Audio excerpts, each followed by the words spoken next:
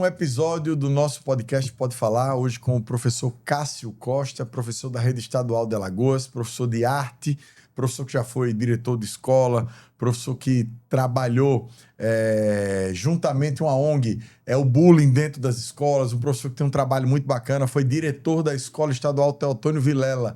Durante o período da pandemia, comeu pão que o diabo amassou igual todo mundo, né, Cássio? Naquela luta, naquela dureza. Mas hoje, o motivo do convite para você aqui é para a gente falar um pouco sobre prevenção à violência. Escola não pode ser um ambiente de matemática e português somente, ou de história, ou de arte, né? Escola tem que ser um ambiente que forme o cidadão. E para formar o cidadão, a escola precisa também ser um ambiente seguro e que promova a cultura da não violência, né, da paz dentro das comunidades. Então, eu queria agradecer por você ter aceitado esse convite e já fazer uma pergunta assim, para você, inicial, falando de um assunto que com certeza impacta muita gente que vai nos assistir, que é o bullying. Conta um pouco da tua experiência com esse assunto, como você lida para cuidar desse assunto, para tratar desse assunto, e o que é que você tem visto aí por aí? Meu amigo, muito obrigado pelo convite, estar presente aqui nesse momento, uma satisfação imensa.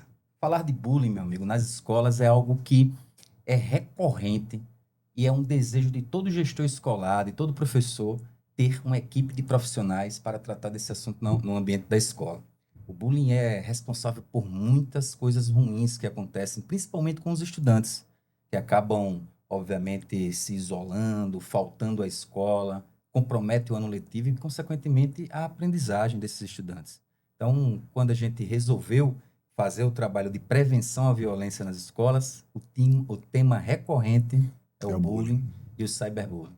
Além desses dois temas, obviamente, a gente trabalha direitos e deveres, políticas públicas, tudo isso são, vamos dizer assim, componentes que vão fortalecer o trabalho de prevenção à violência nas escolas. Mas a gente faz todo o caminho onde o estudante que chega para ter acesso aos conhecimentos que essa equipe vai tratar, ele sempre aponta da seguinte forma. Uma psicóloga que nos acompanha, ela faz o seguinte: a equipe é formada por psicólogos, assistentes sociais, professor, e aí a psicóloga faz a seguinte pergunta: alguém aqui já colocou apelido em alguém? Aliás, a pergunta é inversa. Alguém aqui já recebeu o apelido? Aí a galera, todo mundo levanta a mão. Aí na hora de perguntar, quem já colocou o apelido de alguém? Aí todo mundo recua.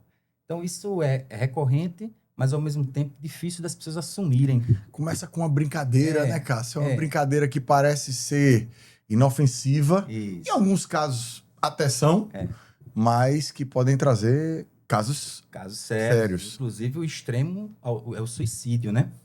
Mas veja como são as coisas. Quando é brincadeira e é pontual, aí sim, fica no campo da brincadeira. Mas a partir do momento que ela se torna recorrente.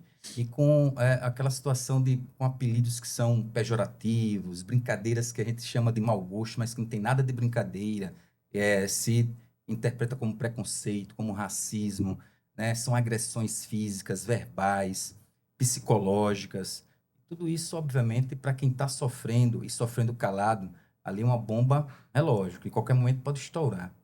E isso realmente, estourando dentro da escola, causa impactos muito negativos. Por quê? Porque vai gerar um conjunto de problemas que geram a partir disso, né? E o bullying hoje, Rafael, junto com o cyberbullying, é aquilo que mais leva casos para a coordenação resolver. Coisa simples. Aí o professor, coordenação, ou seja, tira o estudante da sala de aula e passa um tempão na sala da coordenação para poder resolver. E o que é que vai combater isso, de fato, né? É exatamente a informação de qualidade, que sai do âmbito daquele conhecimento que a gente conhece como acadêmico, que é a formação em arte, em história, em língua portuguesa, matemática. Precisa ter as temáticas transversais aí sempre sendo trabalhadas na escola para poder isso mudar, né, um pouco dentro do cenário do ambiente escolar. É isso aí. Você que está nos assistindo agora, que conhece alguém que faz bullying ou que está fazendo bullying com um colega, fazer bullying é coisa de mané. Não é ser legal, não é ser bacana, não é ser desenrolado. Muito pelo contrário. Fazer bullying é coisa de manezão, tá bom? Fica o recado. É verdade. Inclusive... Nem palmeirense merece bullying. Não, nem um palmeirense. Nem palmeirense merece bullying. Essa que é a verdade. Inclusive, bullying se tornou pelo Código Penal. Apesar de não Crime, ter né? mundial, não tem nada, Não né? tem Mas não mundial, merece. Não, não, não, é, não, não. Veja como são as coisas. Hoje, bullying no Brasil é considerado crime, né? É previsto no Código Penal, a Lei 14.811 de 2024 prevê, né, multa, e se algo acontecer e for recorrente e for reincidente, até pena de 2 a 4 anos. E isso, obviamente, dependendo da extremidade, se for caso que seja cometido, por exemplo, ocorra um suicídio, isso aí vai se agravar mais ainda. Com a questão da internet e das redes, né? O cyberbullying virou o grande problema do momento, né? Inclusive já reduziu muito graças a gente ter conseguido aprovar aquela lei que proibiu o uso de celular em ambiente escolar. Né? Essa lei foi muito importante justamente para que se faça a proteção dentro do ambiente da escola, porque o cyberbullying era uma coisa feita na hora, né? Instantânea. Né? Uma coisa que era uma foto, era um jeito, era um momento, era uma coisa que já ali naquele ambiente tinha essa grande repercussão. Então, essa lei foi muitíssimo importante, não só para garantir o ganho de aprendizagem e atenção na sala de aula, como também para a prevenção e propagação do cyberbullying. Correto. Essa lei, inclusive, colabora hoje, né, para uma maior concentração dos estudantes, maior assimilação dos conteúdos transmitidos pelos profissionais. Isso certamente favorece, sim. Agora, obviamente, a gente sabe que essa turma que está hoje no dia a dia da escola, olha, pra você tem uma ideia, Rafael, o ano passado, essa ação de prevenção à violência realizada pela Secretaria de Prevenção, que é a CEPREV, né, através dessa equipe, percorreu 77 escolas estaduais em 15 municípios, alcançando 19.275 estudantes. Para 2026, a gente tem a meta de ampliar isso, ou seja, percorrer no mínimo 100 escolas. Essa é a meta de 2026, uma média aí de 10 por mês, considerando os 10 meses letivos do ano, né? Ou seja, os 200 dias letivos. Então, já fizemos essa semana e vamos continuar durante todo o ano trabalhando dessa forma. E veja como são as coisas. A gente vai, divulga as ações e os gestores escolares do estado inteiro começam a solicitar. Qual é o resultado prático dessa visita de vocês enquanto Secretaria de Prevenção à Violência no ambiente escolar? O resultado prático é a equipe chega, tem o diálogo inicial com a equipe gestora. Logo em seguida, a gente, dependendo da estrutura da escola, a gente faz por sala. Então, a psicóloga, o assistente social entra na sala, não interrompe, o professor continua na sala. E ali tem um bate-papo com os estudantes, de forma objetiva, levando em média 15, 20 minutos, mas o importante é passar a mensagem, esclarecendo o que é o bullying, as consequências do bullying, e aí trata da depressão, da ansiedade, que são as consequências, trata do isolamento, mas ao mesmo tempo aponta que o bullying é crime, e deixa o recado que é o seguinte: meu irmão, você não pode permitir que o colega sofra isso, se você não quer passar por isso. Então, se você está vendo, denuncie, chegue junto da coordenação, chegue junto do professor mentor, chegue junto do professor da escola, e diga que aquilo ali não está legal, que não está fazendo bem nem para o colega, e você está observando. Se você for omisso, daqui a pouco chega em você.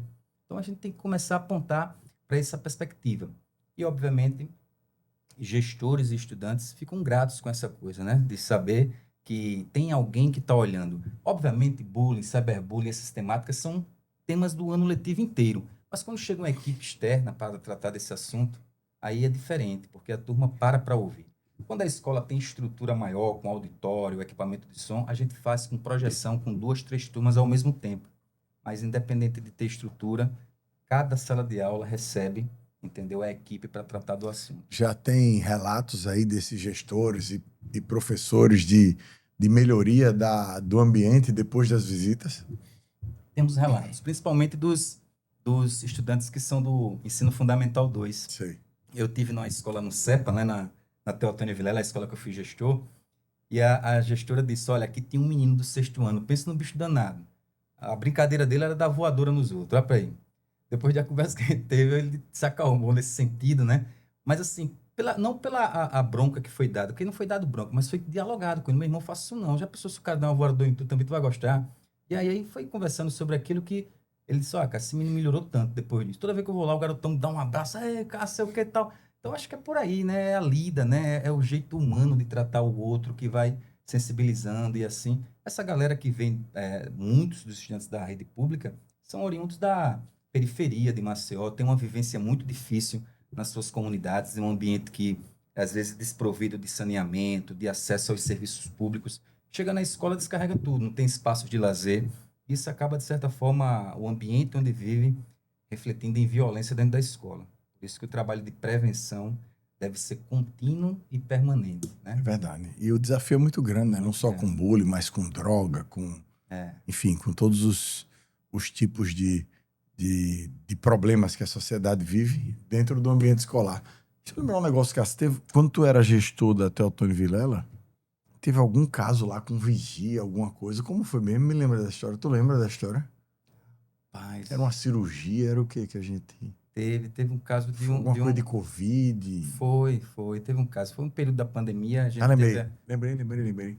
Era que o cara não tinha transporte, eu acho. Tava sem condição de ir tomar a segunda dose da vacina. Ah, foi isso Não mesmo, foi? foi isso E mesmo. a gente deu um jeito dele Deu um tomar a jeito dele tomar a vacina. vacina. Foi, lembrei agora. Era o vigia lá, né? Tu Era, lembra o nome dele, não? lembra, era o Saulo. Saulo era o nome do vigia. Como é que tá lá? Sabe Rapaz, dizer? ele atualmente continua como um servidor, né, Aposentou, não? vigia. Não, ainda não, continua lá. Bacana. A mãe dele teve ele perdeu a mãe porque ele morava no Pinheiro, com a mudança da Braskem, a mãe mudou e não se adaptou na nova residência, mas continua lá, é um servidor que colabora muito com a unidade. Cara bom, lembrei da história. Rapaz, nós tivemos um momento histórico ali, né?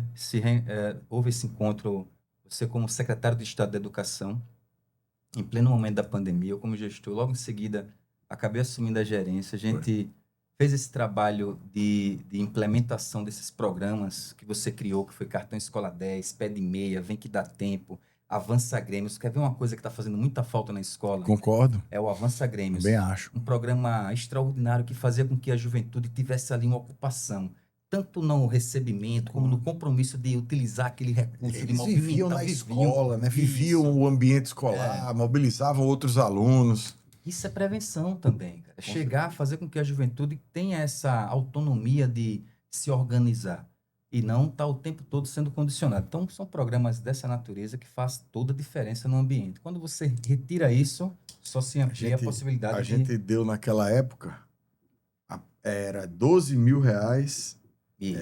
era 12 mil reais por ano para cada Grêmio estudantil. E ainda tinha 16 também, 12 para uma escola, Para a escola menor e 16 para maior, isso mesmo. Eles adoravam, Isso. recebia, fazia eventos culturais, gincana, Ou seja, cara, movimentava a escola, show, era curso de concurso de talentos. Isso. Era muito bacana. Ou seja, tudo isso favorecia para que os estudantes ocupassem ali o espaço, que vai além das quatro, da coisa que eu falei, que é a formação acadêmica, né? Eles tinham a ocupação em outras frentes, seja cultural, esportiva, e estava ali sempre atento. Faz muita falta o Avança Grêmios. Você voltando lá para a educação, tem que pensar nesse caminho. Calma, eu vou voltar para Brasília, se Deus quiser. Vai sim, voltar para Brasília. Olha só, outra coisa, cara, que a gente vai nas escolas, quando a gente vai tratar, uma das temáticas é a política pública. E quando se fala de política pública, é exatamente a prevenção está no cartão Escola 10 e no Pé de Meia. O dinheiro que a galera recebe faz muita diferença na vida dessas pessoas. E eles relatam isso. E perguntam, porque se você chega, o que é política pública? A galera não está muito atenta. Mas quando você diz cartão Escola 10 e Pé de Meia, é política pública da educação. Com certeza. E aí eu conto a história, sabe, Rafael, da política pública do cartão Escola 10 e do Pé de Meia, lembrando que foi você o cara que criou esse programa, que você, além de criar o programa, fez uma articulação para que o programa se tornasse uma lei. E aí eu conto a história que foi uma movimentação junto à Assembleia Legislativa, que foi aprovada no plenário da Assembleia. O governador Paulo Dantas, atual governador, foi o relator da lei. Foi o deputado né? relator. Ela, depois de aprovada, foi sancionada exatamente pelo governador Renan Filho. Foi. Luta mesmo foi em Brasília para criar o Pé de Meia, que ninguém sabe como foi. Um dia eu vou fazer um livro só contando como foi, o que eu ouvi e o que a gente teve que enfrentar para poder fazer o Pé de Meia no Brasil. Isso. Eu digo mais, olha, o cartão Escola 10, se não tivesse sido criado aqui por Rafael Brito em Alagoas, o Pé de Meia não teria saído do papel. Com certeza. Entendeu? Então, o cartão Escola 10 serviu de inspiração para a criação do Pé de Meia. Mas o ministro Camilo Santana, ministro da Educação do Brasil, disse isso aqui na Escola Princesa Isabel. Disse para todo mundo, viu? Se vocês não tivessem criado o cartão Escola 10, se a gente não tivesse essa experiência de vocês, se o Rafael não tivesse sido da equipe de transição do governo federal, era muito difícil a gente ter um programa como o Pé de Meia hoje. Exatamente. eu sou, graças a Deus, iluminado Maravilha. por essas coisas. Eu tenho muita sorte. E esse não é sorte, não, meu irmão, é compromisso social, sabe? É responsabilidade social, é entender que aquilo que é arrecadado com impostos tem que alcançar a população de alguma forma. Pense a quantidade de famílias beneficiadas, como você bem sabe, mais de 100 mil famílias. Mais de 100 mil, 210 mil pessoas. 210 mil, imagina o Muita impacto que isso causa na vida. Muita gente. Entendeu? E quanto Muita isso movimentou a economia no Estado, movimentou a perspectiva de vida dessa juventude, isso também previne a violência. Com certeza. Isso também combate o bullying na escola, ou seja, a política pública que alcança de verdade estudantes e seus familiares. Com certeza. Acho que era isso, né, Cássio? Foi bom conversar com você, encerrar aqui mais esse dia aqui no nosso podcast. Se ficou faltando alguma coisa, aproveita agora o tempo para você dizer aí a nossa turma. Dizer que a família que nos ouve agora, os estudantes, acreditem, continuem acreditando na educação, que realmente é o espaço que vai transformar para melhor a vida do seu filho, da sua filha, consequentemente da família. Uma vez o estudante concluindo o ensino médio, alcançando o ensino superior, se qualificando, ele pode voltar para ajudar a comunidade, ajudar os profissionais a melhorar a nossa sociedade. Fica o recado. Muito obrigado a todos vocês. Obrigado, Rafael. Prevenir violência nas escolas é compromisso com o futuro do nosso país. Então vamos embora. Parabéns, Cássio, pelo trabalho. Conte com a gente e um grande abraço a todos. Valeu.